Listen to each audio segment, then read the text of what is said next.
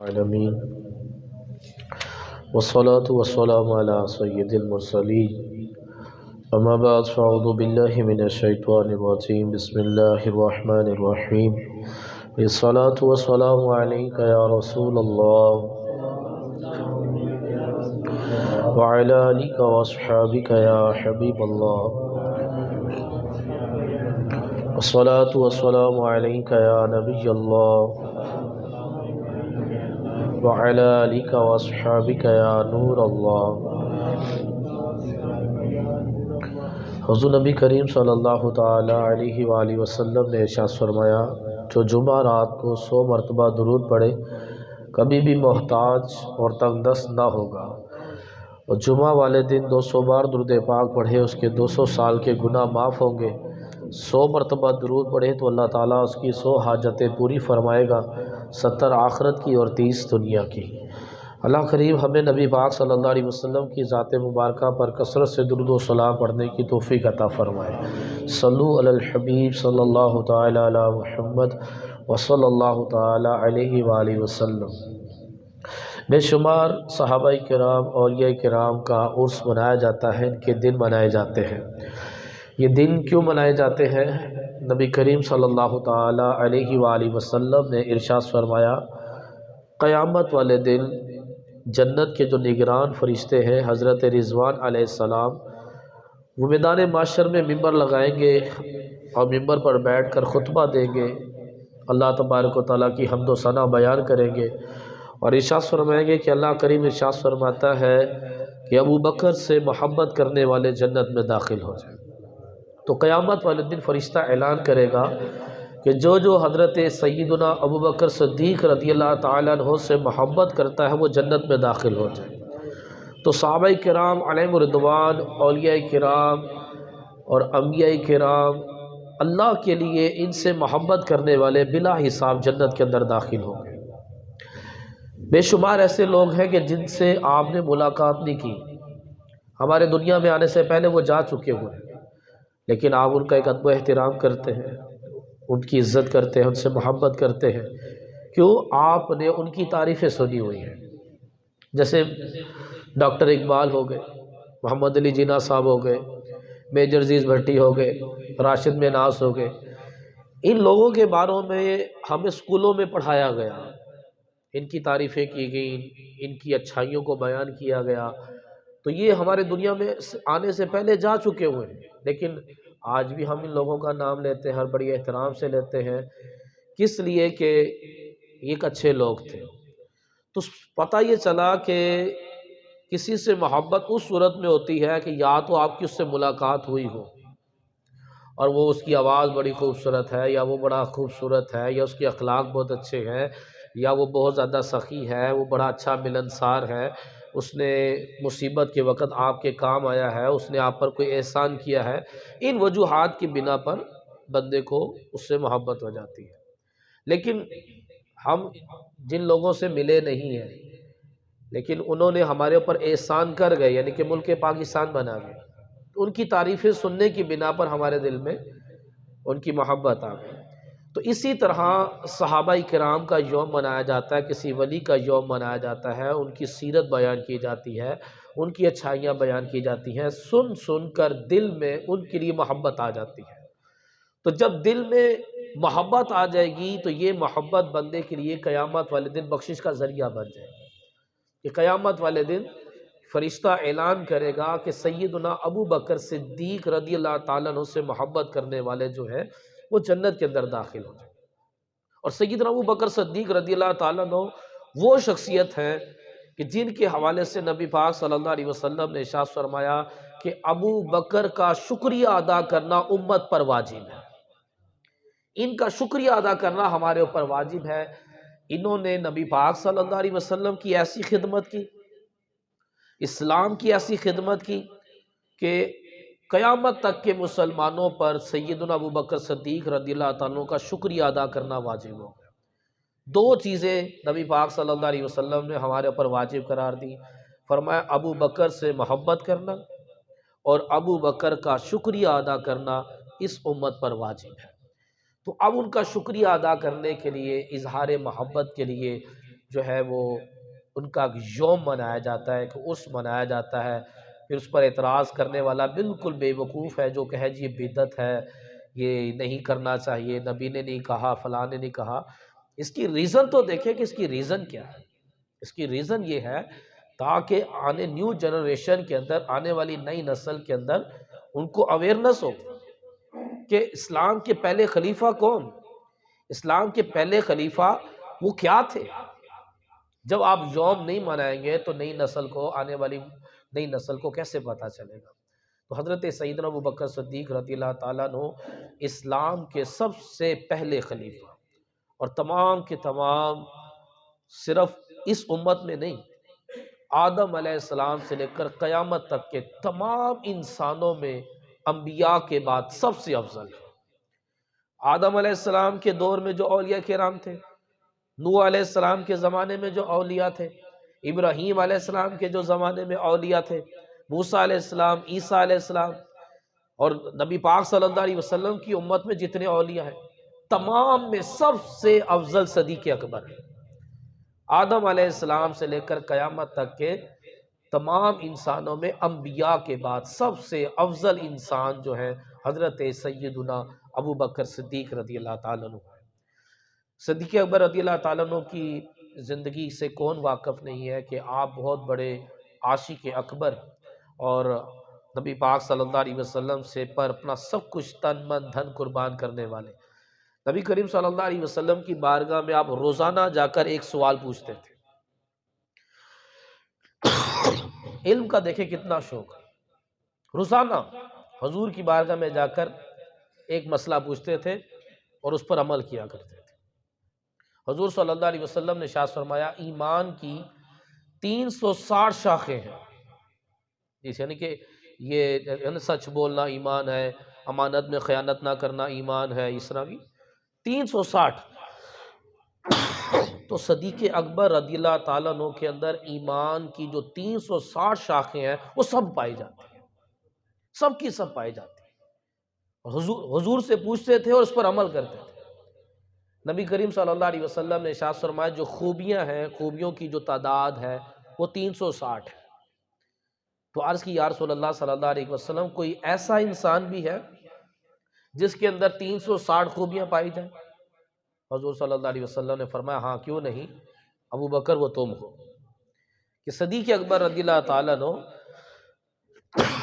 وہ شخصیت ہے کہ جس کے اندر ساری خوبیاں پائی جاتی ہیں، ایک کامل انسان ہے آپ۔ تو اب حضور صلی اللہ علیہ وسلم کی بارگاہ سے علم لیا کرتے تھے۔ تو آج میں آپ کی بارگاہ میں صدیق اکبر رضی اللہ تعالیٰ عنہ کی اس کی ہی کو بند کریں۔ صدیق اکبر رضی اللہ تعالیٰ عنہ نے جو احادیثیں بیان کی ان میں سے چند حدیثیں آپ کی بارگاہ میں گزارش کرتا ہوں جس میں ہمارے لیے بڑی نصیحت ہے اور ہمارے لیے اس میں بڑا درس ہے۔ حدیث نمبر 1، صدیق اکبر رضی اللہ تعالیٰ عنہ کہتے ہیں کہ اللہ عز و جل کے محبوب دانۂ غیوب صلی اللہ علیہ وسلم نے ارشاد فرمایا کہ دھوکہ دینے والا، احسان جتلانے والا اور بخل کرنے والا جنت میں داخل نہیں ہوگا۔ دھوکہ دینے والا اور احسان کر احسان کو جتلانے والا اور بخل کرنے والا، یہ تین شخص جو ہیں حضور نے فرمایا جنت میں داخل نہیں ہوں گے۔ یعنی کہ پہلے جہنم میں داخل کیے جائیں گے اپنی سزا کاٹنے کے بعد، پھر جنت میں جائیں گے، ڈائریکٹ یہ جنت میں نہیں جائیں گے۔ دھوکہ دینا، اور آج ہمارے معاشرے کے اندر دھوکہ دینے کو ایک بہت بڑا کارنامہ سمجھا جاتا ہے، اور جب کوئی دھوکہ دینے میں کامیاب ہو جائے تو بڑا خوش ہوتا ہے، بڑا فخر بھی کرتا ہے کہ آج میں نے فلاں کو چونا لگایا، آج میں نے فلاں کو چونا لگایا، آج میں نے اس کو چونا لگایا، اور بڑا خوشی کا اظہار بھی کرتے ہیں، شرم نہیں آتی۔ اپنے ہی مسلمان بھائی کو دھوکہ دینے کے بعد بندہ خوشی کا اظہار کرتا ہے، تو کسی کے ساتھ دھوکہ دیں گے پھر ہمارے ساتھ بھی دھوکہ ہوگا، جیسا کرو ویسا بھرو۔ دوسرا فرمایا احسان جتلانے والا، کبھی بھی کہتے ہیں نیکی کر دریا میں ڈال، کسی کے ساتھ احسان کیا ہے اس سے صلہ کی امید نہ رکھیں۔ جب آپ نے احسان کیا تو صلہ کی امید صرف اپنے رب سے کریں، جو رب نے صلہ دینا وہ کسی نے نہیں دینا۔ احسان کر بھول جائیں اور اللہ تبارک و تعالیٰ سے اجر حاصل کرے، اللہ تبارک و تعالیٰ سے نیکی حاصل کرے، انسان سے کسی قسم کی امید نہ رکھے۔ تیسری چیز بیان کی، فرمایا بخل کرنے والا جنت میں داخل نہ ہوگا۔ اس بخل سے کیا مراد ہے کہ جہاں خرچ کرنا واجب وہ بندہ خرچ نہ کرے، جب زکوٰۃ دینا اس پر لازم ہوا زکوٰۃ نہیں دے رہا، قربانی کرنا واجب ہوا قربانی نہیں کر رہا، والدین کی خدمت کرنا اس پر لازم ہے والدین کی خدمت نہیں کر رہا، بیوی بچوں کی پرورش کرنا، جہاں رشتہ دار کی مدد کرنے پر بندہ قدرت رکھتا ہے مدد نہ کرنا، تو جہاں خرچ کرنا بندے پر واجب ہو جائے وہاں خرچ نہ کرے تو وہ بندہ بخیل کہلاتا ہے۔ ہمارے ہاں تو وہ خالی جو بندہ میانہ روی اختیار کرتا ہو اسے بخیل کہتے ہیں، ایسا نہیں ہے۔ شریعت میں بخیل اس کو قرار دیا گیا ہے کہ جہاں پر خرچ کرنا شریعت نے اس پر لازم کیا تھا یہ وہاں پر خرچ نہیں کر رہا تو وہ بخیل ہے۔ یاد رکھیے گا کہ اگر بندہ کتنا ہی امیر ہو یا غریب ہو، شریعت نے دونوں حالتوں میں میانہ روی اختیار کرنے کا حکم دیا۔ 4 پیسے زیادہ آ جائے تو اس کا مطلب یہ نہیں کہ بندہ اڑانا شروع کر دے، ضائع کرنا شروع ہو جائے رقص و سرور میں اور گیموں میں، اور اپنی حاجت سے زیادہ رقم خرچ کرنا شروع کر دے۔ تو مال زیادہ ہو یا کم ہو، دونوں صورتوں میں شریعت کی تعلیم یہ ہے کہ میانہ روی کو اختیار کرے۔ تو فرمایا کہ 3 طرح کے لوگ جنت میں داخل نہیں ہوں گے: دھوکہ دینے والا، احسان جتلانے والا اور بخل کرنے والا۔ حدیث نمبر 2، فرمایا صدیق اکبر رضی اللہ تعالیٰ عنہ کہ حضور صلی اللہ علیہ وسلم نے ارشاد فرمایا جس نے کسی مومن کو نقصان پہنچایا یا اس سے فریب کیا وہ لعنتی ہے۔ کبھی بھی اپنے مسلمان بھائی کو نقصان نہ پہنچائے، نفع پہنچائے۔ خیر الناس من ینفع الناس، بہترین لوگ وہ ہیں جو دوسروں کو نفع دیتے ہیں۔ اگر نفع نہیں دے سکتے تو کم سے کم نقصان بھی نہ پہنچائے۔ نبی کریم صلی اللہ علیہ وسلم نے ارشاد فرمایا کہ جو مسلمان اپنے مسلمان بھائی کو نقصان پہنچائے وہ لعنتی ہے۔ لعنتی ہونے کا مطلب کیا ہے؟ لعنتی ہونے کی ڈیفینیشن یہ بیان کی گئی کہ وہ اللہ تبارک و تعالیٰ کی رحمت اور برکت سے محروم ہو جائے گا، اس کو کسی چیز میں برکت نہیں ملے گی، اس پر اللہ تبارک و تعالیٰ کی رحمت نہیں ہوتی۔ لعنتی انسان اللہ تعالیٰ کی رحمت سے محروم ہو جاتا ہے، برکت سے محروم ہو جاتا ہے۔ حدیث نمبر 3، فرمایا صدیق اکبر رضی اللہ تعالیٰ عنہ نے کہ نبی کریم صلی اللہ تعالیٰ علیہ وسلم نے ارشاد فرمایا کہ جس نے صبح کی نماز پڑھی وہ اللہ عز و جل کے ذمہ کرم میں ہوتا ہے، اور میں اللہ کا ذمہ کرم نہ توڑو اللہ تمہیں اوندھا کر کر جہنم میں داخل کر دے گا۔ اللہ تبارک و تعالیٰ اس بندے کو اپنے ذمہ کرم میں لینا چاہتا ہے جو صبح فجر کی نماز کے لیے اٹھتا ہے۔ تو جو بندہ نہیں اٹھ رہا اس نے اللہ کا ذمہ کرم کو چھوڑ دیا، توڑ دیا۔ فرمایا تم اللہ کا ذمہ کرم چھوڑو گے اللہ تمہیں اوندھا کر کر جہنم میں داخل کرے گا۔ صبح اٹھنے کو اپنے اوپر لازم قرار دیتے ہیں۔ ایک ہمارے یہاں ایک عجیب نحوست پھیل چکی ہے رات کو دیر تک جاگنے کی، جبکہ اسلام کی یہ تعلیمات نہیں ہے، حضور کی یہ سنت نہیں ہے۔ نبی پاک صلی اللہ تعالیٰ علیہ وسلم عشاء کی نماز کے بعد گفتگو کرنے کو سخت ناپسند سمجھتے تھے۔ اما عائشہ صدیقہ رضی اللہ تعالیٰ عنہا فرماتی ہے حضور مغرب کے بعد تو ہم سے گفتگو کرتے تھے لیکن عشاء کے بعد ہم سے بات نہیں کرتے تھے۔ عشاء کے بعد حضور آرام فرماتے تھے اور پھر رات کے تیسرے پہر میں اٹھ کر نبی پاک صلی اللہ علیہ وسلم عبادت میں مصروف ہوتے تھے، اور یہی تعلیم ہمارے لیے بھی ہے۔ عشاء کے بعد گفتگو کرنا منع ہے۔ ہاں اگر کوئی مہمان آ گیا، کوئی ضروری بات ہے تو اس کو جلد سے جلد نمٹانے کی کوشش کرے اور جلد سے جلد سونے کی کوشش کرے تاکہ صبح بندہ بآسانی فجر میں اٹھ سکے۔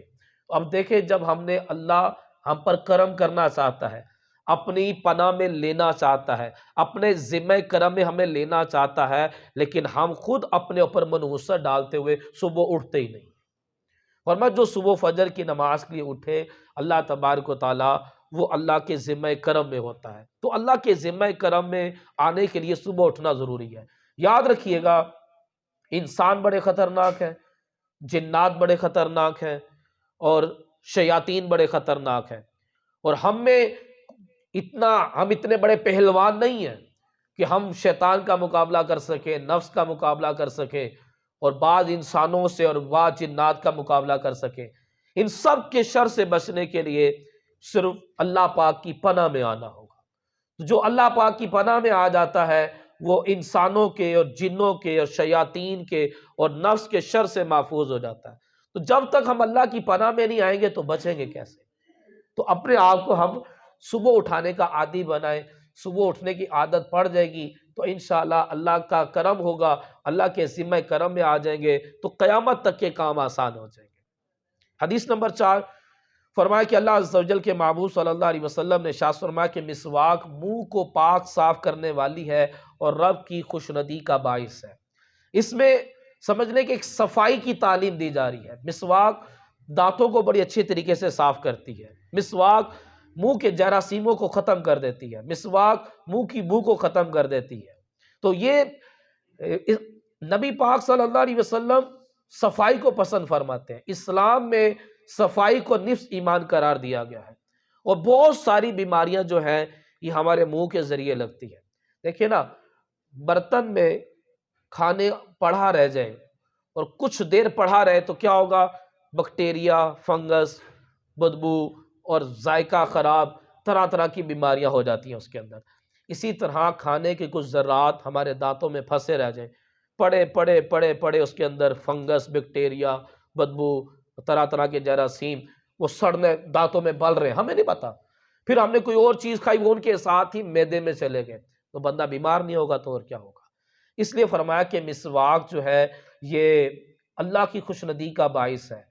مسواک سے اللہ راضی بھی ہوتا ہے، اور مسواک یہ منہ کو پاک صاف کرنے والی ہے۔ اس کے اندر قدرتی ایسے اجزاء ہیں جو دانتوں کی بیماریوں کو ختم کرتے ہیں۔ اور مسواک حضور نے فرمایا کہ میرا دل کیا کہ میں مسواک اپنی امت پر فرض کر دوں، لیکن امت مشقت میں نہ پڑ جائے، اس لیے فرض نہیں کیا۔ آنکھوں کی بینائی مسواک سے ٹھیک ہوتی ہے، کمر کا درد یہ مسواک سے دور ہوتا ہے، سر کا درد یہ مسواک سے ٹھیک ہوتا ہے۔ حضور نے فرمایا موت کے علاوہ ہر بیماری کا علاج ہے، موت کے علاوہ ہر بیماری کا علاج جو ہے وہ مسواک میں ہے۔ کھانا کھانے سے پہلے مسواک کرے، کھانا کھانے کے بعد بھی مسواک کرے، ہر نماز سے پہلے مسواک کرے۔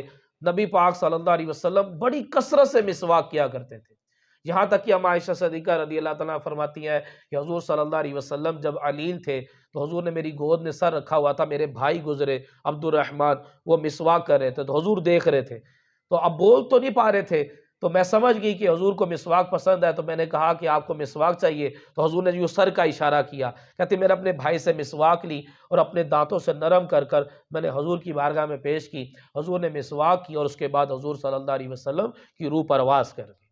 تو باوقت وصال بھی حضور صلی اللہ علیہ وسلم نے مسواک کا استعمال فرمایا۔ حدیث نمبر 5، صدیق اکبر رضی اللہ تعالیٰ نے فرمایا کہ اللہ عز کے پیارے حبیب صلی اللہ علیہ وسلم نے ارشاد فرمایا، جو شخص کوئی گناہ کر بیٹھے، بعد ازاں اچھی طرح وضو کرے، 2 رکعتیں پڑھ لے، اللہ عز و جل سے گناہ کی مغفرت طلب کرے تو اللہ عز و جل اس کے گناہ معاف کر دے گا۔ یاد رکھیے گا، انسان بتقاضۂ بشریت اس سے گناہ ہو جاتے ہیں، ایسا نہیں ہو سکتا کہ بندہ گناہ سے بچ جائے۔ گناہ سے بچے ہوئے 2 ہی مخلوق ہیں، وہ فرشتے اور انبیاء، باقی سب سے گناہ ہوتے ہیں۔ تو اس کے لیے اللہ تبارک و تعالیٰ نے ہمارے لیے توبہ کا دروازہ رکھا ہوا ہے۔ یہ یاد رکھیے گا کہ شرعی مسئلہ ہے کہ اگر گناہ ہو جائے تو توبہ کرنا واجب ہے۔ اگر گناہ کرنے کے بعد توبہ نہیں کرتا تو توبہ نہ کرنے کا گناہ سر پر آئے گا کہ تم نے توبہ کیوں نہیں کی۔ توبہ نہ کرنے کا گناہ بھی اب نامہ اعمال میں لکھا جائے گا، تو اس لیے فوراً توبہ کرنی چاہیے۔ نبی کریم صلی اللہ علیہ وسلم نے ارشاد فرمایا جب کبھی کوئی گناہ ہو جائے اچھی طرح وضو کرو، 2 رکعت نماز پڑھو، اس کو کہتے ہیں صلاۃ التوبہ۔ 2 رکعت نماز پڑھ کر اللہ تبارک و تعالیٰ سے اپنے گناہوں کی معافی طلب کرو، اللہ تبارک و تعالیٰ تمہارے گناہوں کو معاف کر دے گا۔ لیکن حضور صلی اللہ علیہ وسلم نے ہمارے جیسے لوگوں کے حوالے سے 1400 سال پہلے فرما دیا تھا، یحبون الذنوب ینسون التوبہ، تم صرف گناہوں سے محبت کرو گے اور توبہ کو بھول جاؤ گے، صرف گناہ ہی گناہ کرتے چلے جاؤ گے، توبہ کی طرف نہیں آؤ گے۔ آج ہم گناہوں سے بڑی محبت رکھتے ہیں اور گناہ کرتے بھی رہتے ہیں، لیکن توبہ کی طرف ہم نہیں آتے۔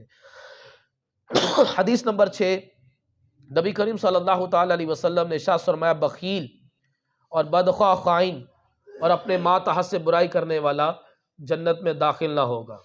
بدخواہ خائن یعنی کہ امانت دی جائے تو خیانت کرتا ہے، ماتحت سے برائی کرنے والا، سیٹ ہے اس کے نیچے ملازم ہے، سپروائزر ہے اس کے نیچے ورکر ہے، فورمین ہے، اس طرح کر جو بھی اس کے انڈر جو بھی لوگ کام کر رہے ہیں ان کے ساتھ اگر بندہ برائی کرے گا تو فرمایا کہ یہ جنت میں داخل نہیں کرے گا، داخل ہوگا۔ اسی طرح جو گھر کا بڑا ہے، گھر کے جو بھی سب سے چھوٹے افراد جو گھر میں رہ رہے ہیں یہ اس کے ماتحت ہیں، تو ہر بندے سے جو بھی بڑا ہے اس سے نیچے والوں کے حوالے سے اس سے سوال کیا جائے گا۔ اگر ان کے ساتھ نرمی اختیار نہیں کرتا اور ان کے ساتھ برائی کرتا ہے تو وہ جنت میں داخل نہیں ہوگا۔ خالی یہ نہ کوئی سمجھے کہ اولاد ہمارے حقوق ادا نہیں کر رہی تو اولاد جہنم میں جائے گی۔ اگر ماں باپ بھی اولاد کے حقوق ادا نہ کرے تو کیا اللہ ان سے نہیں پوچھے گا کیا تم سے سوالات نہیں ہونے کہ تم نے بھی اپنی اولاد کے حقوق ادا کیے؟ کیا وراثت میں تم نے ڈنڈی تو نہیں ماری؟ کیا ایک بیٹے کے ساتھ تم جو ہے وہ اچھا سلوک کرتے، دوسرے کے ساتھ تم بلا وجہ اچھا سلوک نہیں کرے تو کیا تم سے پوچھا نہیں جائے گا؟ اس لیے فرمایا کہ جو بھی اپنے ماتحت کے ساتھ برائی کرے وہ جنت کے اندر داخل نہیں ہوگا۔ تو ہر بندہ غور کرے کہ میرے نیچے رہنے والے جو بھی ورکر ہے، جو بھی کوئی ہے، ان کے ساتھ نرمی اور اچھائی کرنی ہے، ان کے ساتھ برائی نہیں کرنی ہے۔ بڑا بھائی ہے تو وہ چھوٹوں کے ساتھ برائی نہ کرے، گھر کا جو بڑا ہے وہ گھر والوں کے ساتھ برائی نہ کرے، کوئی فورمین ہے، کوئی سپروائزر ہے، کوئی سیٹ ہے، فیکٹری کا مالک ہے، اپنے ورکروں کے ساتھ برائی نہ کرے۔